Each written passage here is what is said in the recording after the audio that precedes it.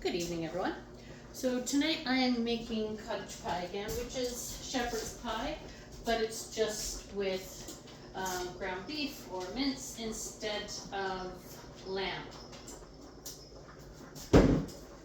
So I've already gone ahead and prepared everything that I need for that. So I have 2 pounds of ground beef here, 1 medium-sized onion, 1 large carrot, 2 cloves of garlic, which I just grated with my plater here. I grated both the carrots and the onion.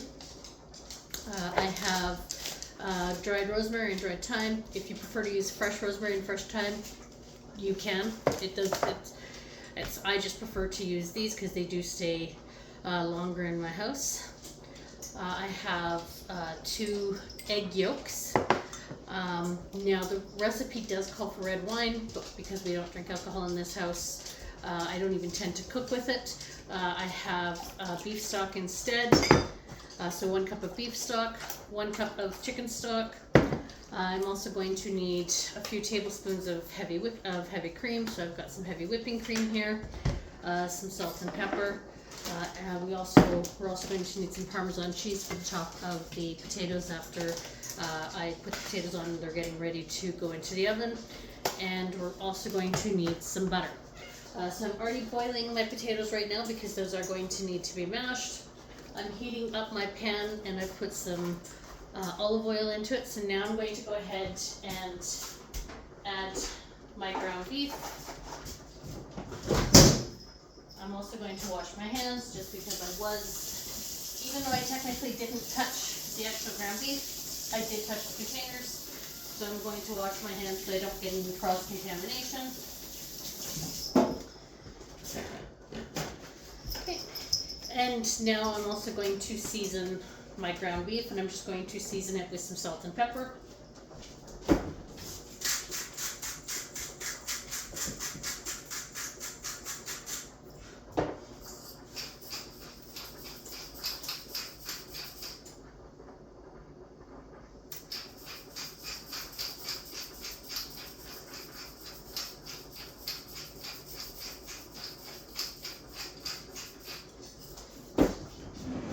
Now that I've seasoned it, I'm going to take my meat masher and I'm going to go ahead and pulverize my meat here.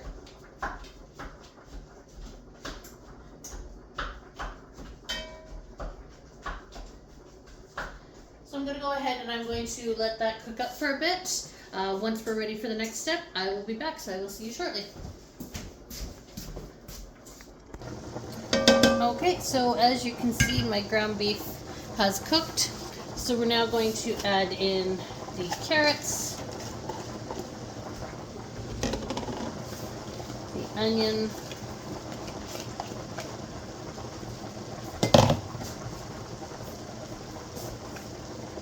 garlic. Give that a bit of a stir.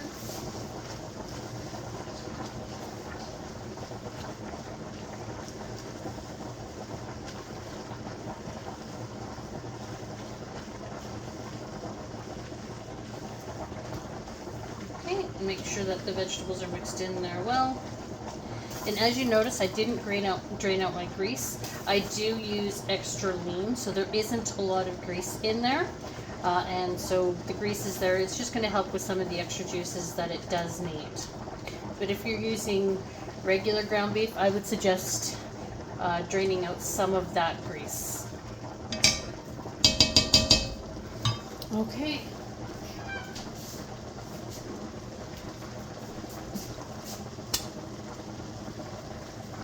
Now we're going to add in our Worcester sauce.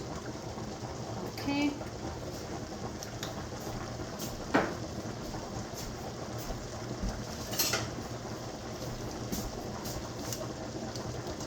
A nice large heaping scoop of tomato paste.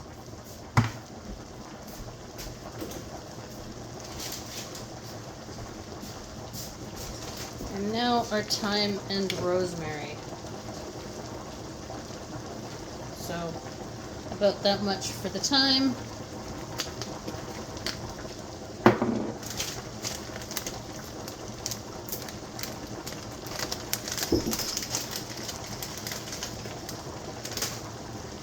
and about that much for the rosemary. Okay, we're going to give this another stir.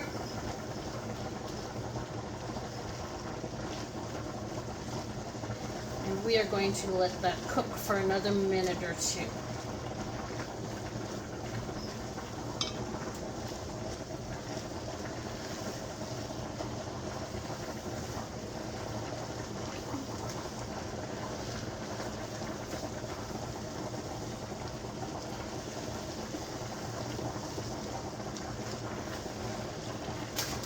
Going to check my potatoes here. They are fork tender, so I'm just going to turn them off and remove them from the heat. I will drain those in just a few moments.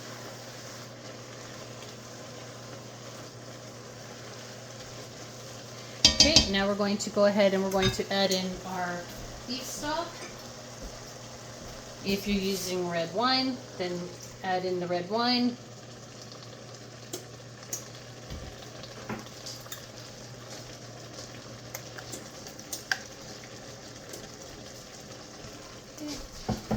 And give that a stir, and we're going to go ahead and we're going to let this cook until it has mostly evaporated. That'll take a few moments, so I will be back in just a bit when that is ready. I will see you soon. Okay, so I've gone ahead and almost evaporated most of my beef stock. Now I'm going to go ahead and add in my chicken stock.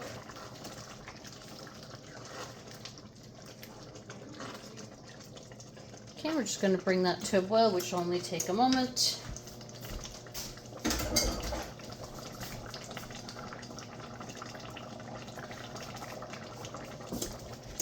Okay. And now that's boiling, we're going to turn it down to a simmer. And we are going to let it thicken just a little bit.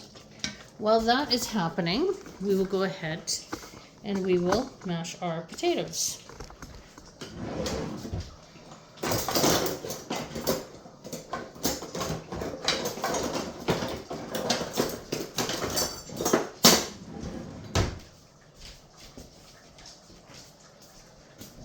So I've already gone ahead and drained my potatoes. Now we're going to give them a good mash. So I've got about 2.5 pounds or so of potatoes in here.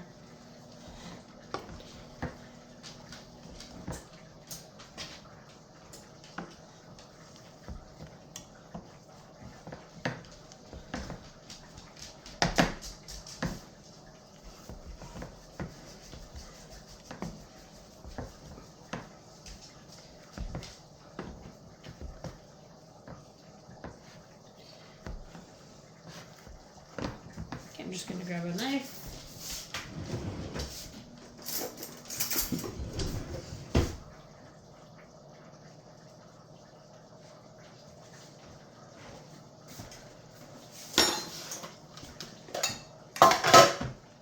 I'm going to add some butter.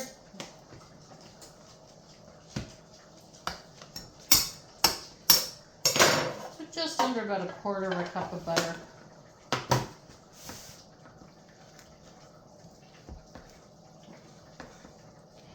Give that a bit of a mash.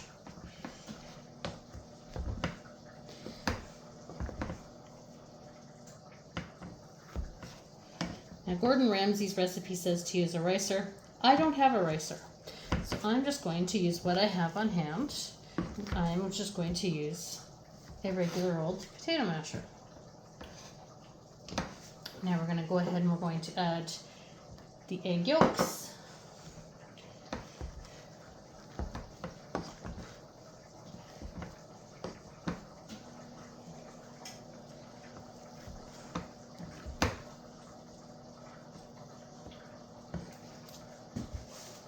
Now if you're sitting there wondering why I don't use a bigger pot, the next biggest pot I have is my pasta pot, and so I don't like using the pasta pot to do something like this just because it's so big and clunky.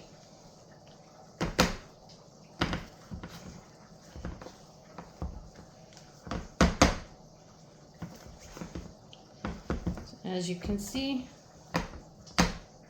my egg yolk has gone ahead and mixed in very nicely. Now we're going to go ahead and add in about a 1/4 cup or so of this creamer here, of the whipping cream.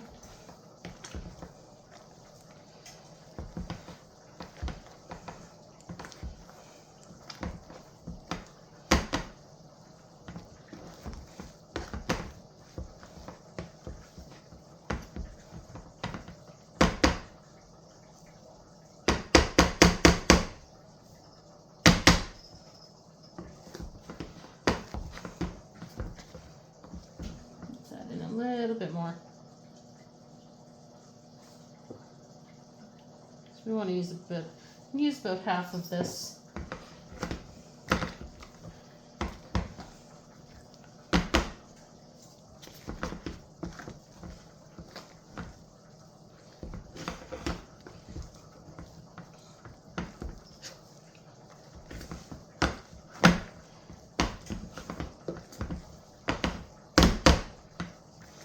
Okay, there we go. My potatoes are now sufficiently mashed, I would say. We're going to let that sit off to the side just like that. And we're going to come back here to this.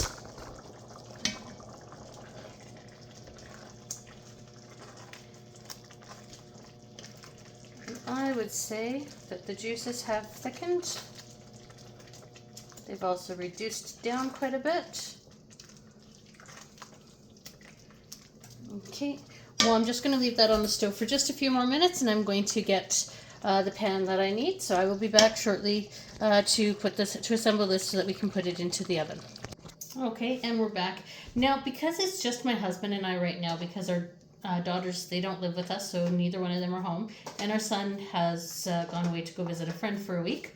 It's just my husband and I right now. So what I'm going to do is I'm going to make a pan for us for tonight, and then I'm going to make another pan and put it in the freezer. I'm just going to put the meat and the potatoes in it, wrap it, like let it cool down a little bit, and then put it in the freezer for when, in a few weeks when our youngest daughter will be home again, then we can have this for dinner one night. This will last us for a couple of nights. Now what I'm going to do to try and make it as even as possible, I'm going to try and scoop the same amount into each. So to do that, I'm just going to go do a scoop in one, then do a scoop in the next one. Okay.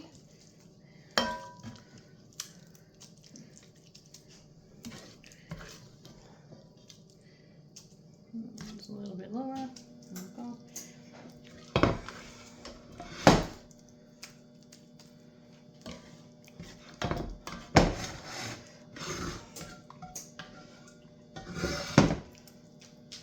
Okay. That's getting a little hot.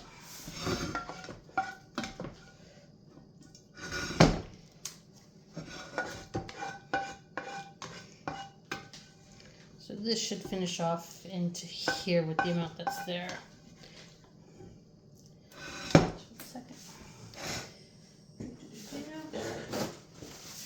I just don't want to go and reach over for my oven mitts. I'm just going to do that. Okay, I'm going to put this back on the stove. Put that on the stove and let it cool down. Okay, now I'm just going to try and spread these out evenly.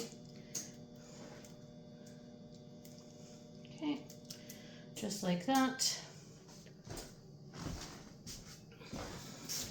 And I'm going to scrape off my masher of all of these mashed potatoes.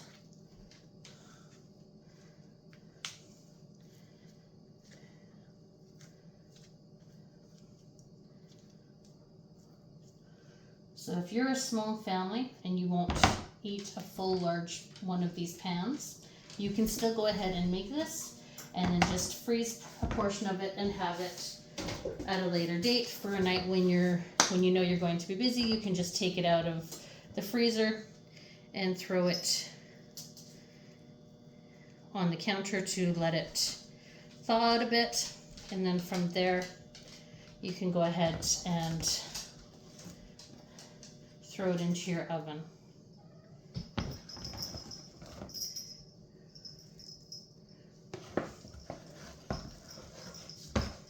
And I'm trying to do the same thing with the mashed potatoes that I did with the meat, just trying to make sure that they get about the same amount of mashed potatoes as it did the meat. Now I'm just using my off, whatchamacallit, can't think of it, my baking spatula here. Oops, dropping some of the juices, that's okay. Now when you do put this in the oven, make sure that you do put a pan under it, so that in case there are any drippings, then it'll end up on the pan and not on the bottom of your oven. Offset spatula, that's what it's called.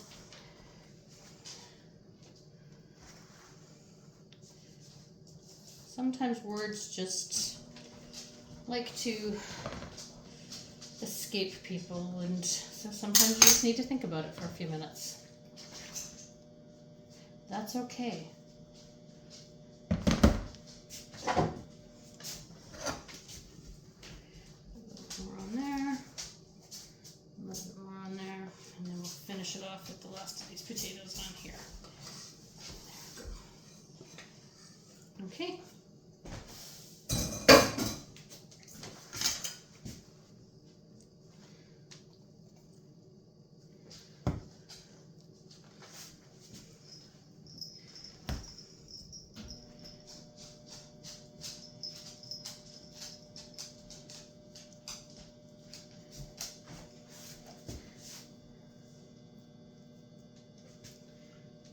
I'm just going to take some more of these because it does seem to be spreading on that one a bit better.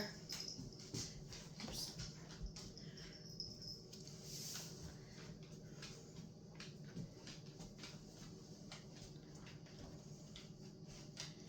There we go.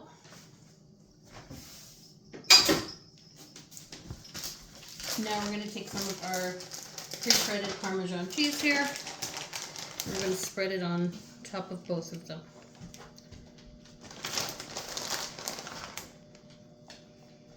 Okay. Oh.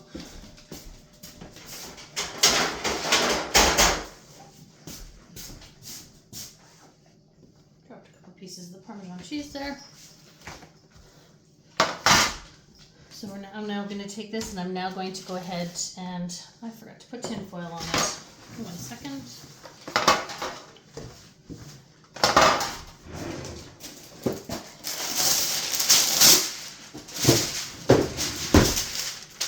Just throw a piece of parchment paper on there.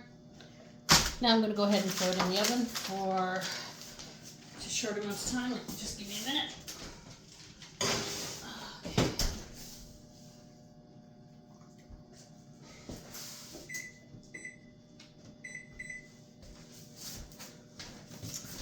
Okay, so I've got it in the oven for about 20 minutes. I'm going to leave it in there for about 20 minutes, and then shortly after, for the last 5 minutes or so, I am going to go ahead and put it onto broil, if it needs it, just to make sure that the tops of the potatoes have crisped up to a nice little bit of browniness. Okay, I will see you shortly when that's ready to come out of the oven.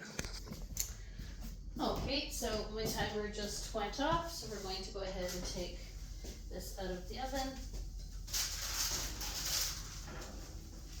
It's a little crispier than what I wanted it, but it's still nice and golden on the top. There you go. Okay, so we're just going to place this on the table just like this, and my husband and I are going to eat dinner. We'll scoop it out ourselves. So, but I would like to say thank you, have a good night, and enjoy. And I just realized I had my headphones on. But thank you, have a good night, and enjoy.